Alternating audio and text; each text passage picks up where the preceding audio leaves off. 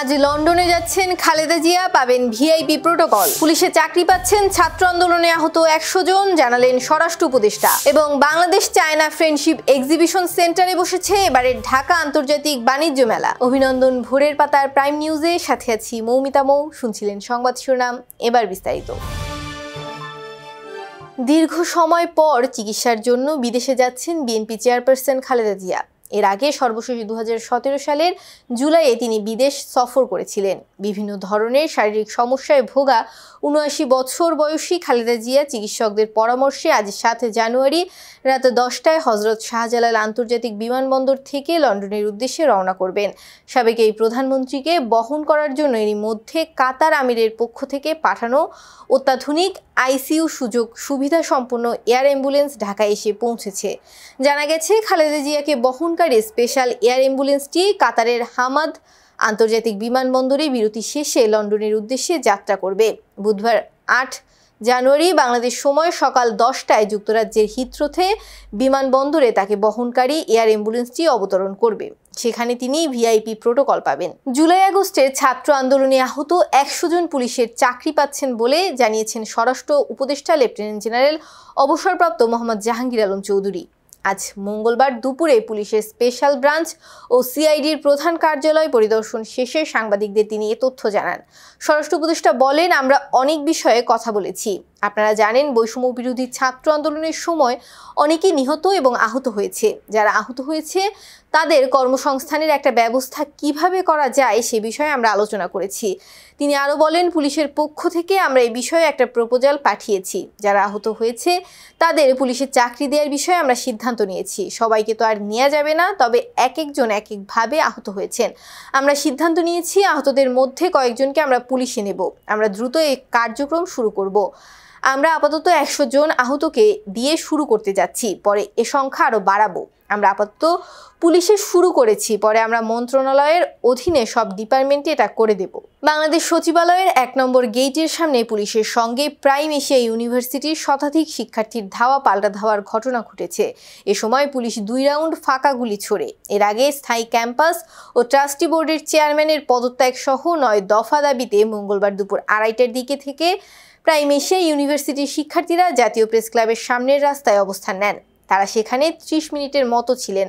পরে শিক্ষা ভবনের দিকে তারা চলে যান। এদিকে প্রাইম এশিয়া ইউনিভার্সিটির শিক্ষার্থীদের পক্ষে 4 সদস্যদের একটি প্রতিনিধি দল শিক্ষা উপদেষ্টা ডক্টর ওয়াহিদুদ্দিন মাহমুদের সঙ্গে সাক্ষাৎ করতে সচিবালয়ের ভেতরে প্রবেশ করেছেন। শিক্ষা উপদেষ্টার সঙ্গে বিকেল 4:30টার দিকে তারা সাক্ষাৎ করেছেন। তার বাইরে অপেক্ষারত শতাধিক শিক্ষার্থী পুলিশের সঙ্গে বাকবিতণ্ডায় জড়িয়ে পড়েন। পরে লাঠিচার্জ করে পুলিশ। পরিস্থিতি নিয়ন্ত্রণে আনতে পরে ফাঁকা গুলি ছোড়ে police. Bangladesh China friendship exhibition সেন্টারে বসেছে ঢাকা আন্তর্জাতিক বাণিজ্য মেলা। এবারের মেলায় আসা ব্যবসায়ী ও কর্মচারীদের বাসা ভাড়া নিয়ে ভোগান্তির যেন অন্ত নেই। অন্যদিকে কর্তৃপক্ষ যেন নির্বিকার। বিস্তারিত প্রতিবেদনে। ঢাকার সন্নিকটে বাংলাদেশ চায়না ফ্রেন্ডশিপ এক্সিবিশন সেন্টারে বসেছে ঢাকা আন্তর্জাতিক বাণিজ্য মেলা। সরকারের প্রধান উপদেষ্টা অধ্যাপক মোহাম্মদ ইউনূস 1 জানুয়ারি মেলার উদ্বোধন করেছেন। এ নিয়ে পূর্বাচলের বাংলাদেশ চায়না ফ্রেন্ডশিপ এক্সিবিশন সেন্টারে এই মেলা হতে যাচ্ছে চতুর্থবারের মতো। তবে এবারের মেলায় আসা ব্যবসায়ী ও কর্মচারী বাসা ভাড়া নিয়ে বিপাকে পড়েছেন দারুণভাবে। অনেক ব্যবসায়ী ও স্টলের কর্মচারী মেলার আশপাশে থাকার জন্য বাসা না পেয়ে ঢাকা এবং বিভিন্ন স্থান থেকে আসা যাওয়া করতে ভোগান্তিতে পড়তে হচ্ছে প্রতিদিন।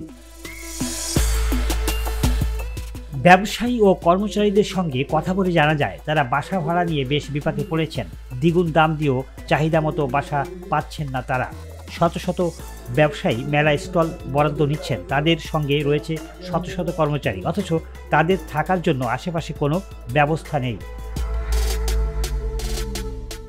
মেলায় প্রতিদিন যাতায়াত ভোগান্তির কথা জানিয়ে তুর্কি প্যাভিলিয়ন সেলসম্যান বলেন, আমার বাসা গাজীপুরে, এখান থেকে প্রতিদিন এসে গিয়ে কাজ করাটা মুশকিল, আবার এখানের আশেপাশে থাকার মতো কোনো বাসা ভাড়া পাচ্ছি না। মেলা কর্তৃপক্ষের উচিত এখানে থাকার একটা ব্যবস্থা করা। এখনও সময় আছে, যদি একটা ব্যবস্থা করা যায় তাহলে সবার জন্য ভালো হয়। প্যাভিলিয়নের মালিক আজমল হোসেন জানিয়েছেন, মেলায় ব্যবসায়ী কর্মচারীদের আসা যাওয়া করে কাজ করতে ভোগান্তিতে পড়তে হচ্ছে। এখানে সময়টা মূল্যবান, সময় মতো কাজে না আসা গেলে কাজ শুরু করা যায় না। বাণিজ্য মেলার একজন পরিচালক বলেন, মেলার আশেপাশে বাসা ভাড়া নিয়ে যাতে ব্যবসায়ীদের বিপাকে পড়তে না হয় সে বিষয়ে আলোচনা করা হবে। এবার শুরুতেই মেলা অনেকটা জমে উঠেছে উল্লেখ করে তিনি বলেন, অন্যান্য বারের চেয়ে এবারের মেলায় ভালো ব্যবসা হবে।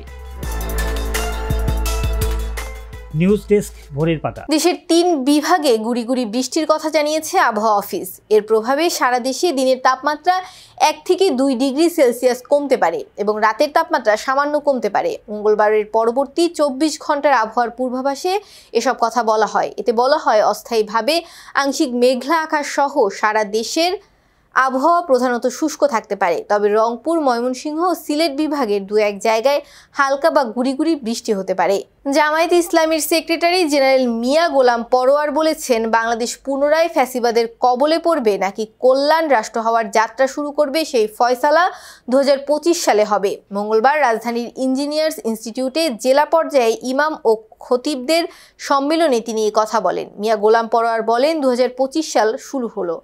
বাংলাদেশের সমাজ, রাজনীতি ও ইকামতে দিনের আন্দোলনের জন্য 2025 সাল টার্নিং পয়েন্ট।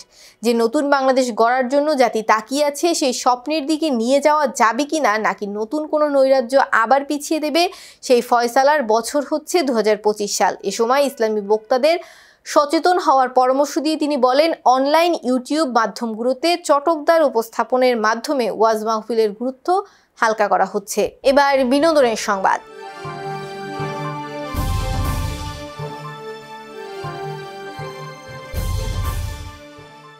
ধুকে ধুকে চলা টালিপাড়ার নতুন করে যেন স্বপ্ন দেখাচ্ছে দেব ও ইধিকা অভিনীত সিনেমা খাদান। বাংলা ভাষার ভারতীয় মহাকাব্যিক রোমাঞ্চকর অ্যাকশন সিনেমা। সিনেমাটি সুজিত রিনো দত্ত রচনা ও পরিচালনা করেছেন। বিস্তারিত ডেস্ক রিপোর্টে। ধুকে ধুকে চলা টালিপাড়ায় নতুন করে যেন স্বপ্ন দেখাচ্ছে দেব ও ইধিকা অভিনীত সিনেমা খাদান। বাংলা ভাষায় ভারতীয় মহাকাব্যিক রোমাঞ্চকর অ্যাকশন সিনেমা। সিনেমাটি সুজিত রিনো দত্ত রচনা ও পরিচালনা করেছেন। এই সিনেমায় দেবের সৃজনশীল পরিচালক হিসেবে অভিষেক ঘটেছে এবং কয়েক বছর পর অ্যাকশন ঘরানায় তার প্রত্যাবর্তন হয়েছে।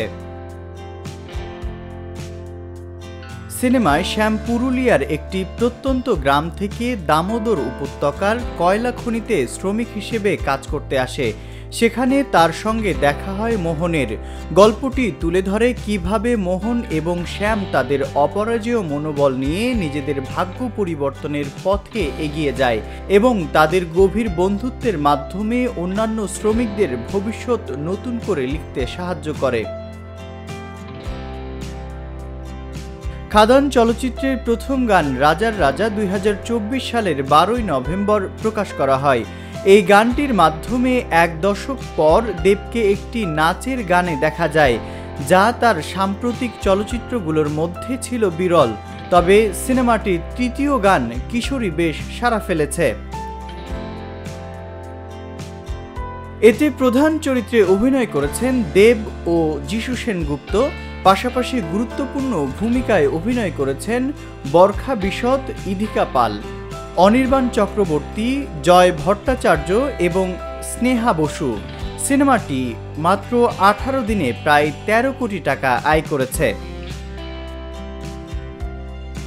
বিনোদন ডেস্ক, ভোরের পাতা। এবার খেলাধুলার সংবাদ। টেস্ট ক্রিকেটে দ্বিস্তর ব্যবস্থা চায় ক্রিকেটের 3 মোড়ল। দ্বিস্তর ব্যবস্থা চালু হলে বাংলাদেশ সহ দ্বিতীয় স্তরে থাকা দলগুলো পড়বে আর্থিক ক্ষতিতে। বিস্তারিত থাকছে ডেস্ক রিপোর্টে। ভারত, অস্ট্রেলিয়া ও ইংল্যান্ড বিশ্ব ক্রিকেটে মোড়ল হিসেবে পরিচিত এই 3 দেশ তারা নিজেদের মধ্যে আরো বেশি টেস্ট ক্রিকেট খেলতে চেয়ে ক্রিকেটে 2 স্তরের কাঠামো চায় দেশ 3টি। এ বিষয়ে চলতি মাসের শেষ দিকে অস্ট্রেলিয়া ও ইংল্যান্ড ক্রিকেট বোর্ডের প্রধান আইসিসি চেয়ারম্যানের সঙ্গে বৈঠকে বসবেন। সংশ্লিষ্ট 2টি সূত্রের বরাতে খবরটি জানিয়েছে সিডনি মর্নিং হেরাল্ড। টেস্টে দ্বিস্তর চালু হলে র্যাঙ্কিংয়ে পিছিয়ে থাকা বাংলাদেশ, ওয়েস্ট ইন্ডিজ, আফগানিস্তান ও জিম্বাবুয়ের মতো দলগুলো দ্বিস্তরে থাকবে, যে কারণে অস্ট্রেলিয়া ও ভারতের মতো দলগুলোর সঙ্গে খুব একটা টেস্ট খেলার সুযোগ থাকবে না।